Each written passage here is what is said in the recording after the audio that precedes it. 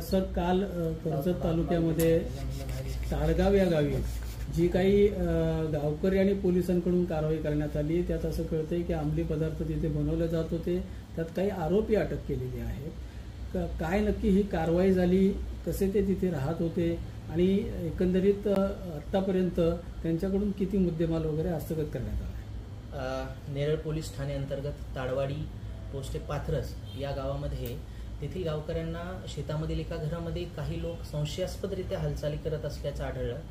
ते आढळल्यानंतर त्यांनी पोलीस स्टेशन नेरळ या ठिकाणी कॉल केला असता पोलीस स्टेशनची टीम प्रभारी अधिकारी श्री ढवळे यांच्या नेतृत्वाखाली तात्काळ त्या ठिकाणी पोहोचली। या टीमने त्या ठिकाणी खात्री केली असता त्यांना हे सर्व संशयास्पद हालचाली आढळल्या आणि त्या आढळल्यानंतर त्या ठिकाणी एक फॉरेन्सिक टीम आणि केमिकल एक्सपर्ट यांना पाचारण केला असता त्या घरामध्ये मेफेड्रॉन अर्थात MD बनवत असल्याचं निदर्शनास आलं।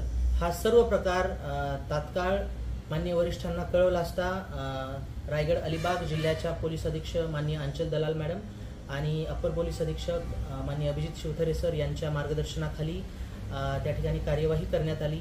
नेरळ पोलीस ठाणे अंतर्गत 137/25 हा NDPS कायद्याअंतर्गत गुन्हा दाखल करण्यात आला। सदर गुन्ह्यामध्ये एकूण 6 आरोपी आहेत। यामध्ये जे 5 आरोपी आहेत ते त्या घर जे भाड्याने घेतले होते ते भाडेकरू आहेत। त्यामध्ये 4 हे मुंबईचे आहेत, 1 हा शहापूर जिल्हा ठाण्याचा आहे। हे 5ही आरोपी सध्या अरेस्ट आहेत, त्यांना आम्ही अटक केलेली आहे। त्या घटनास्थळावरून एकूण 16,46,000 रुपये किमतीचा मुद्देमाल आम्ही जप्त केलेला आहे। हे घर ज्या व्यक्तीचं होतं, ज्या व्यक्तीने भाड्याने दिलं होतं त्या व्यक्तीलाही आम्ही या गुन्ह्यामध्ये आरोपी केलेला आहे। सदर आरोपी हा सध्या फरार आहे। आम्ही त्याचा शोध घेत आहोत आणि लवकरच त्याला अटक करून आम्ही पुढील कार्यवाही करत आहोत।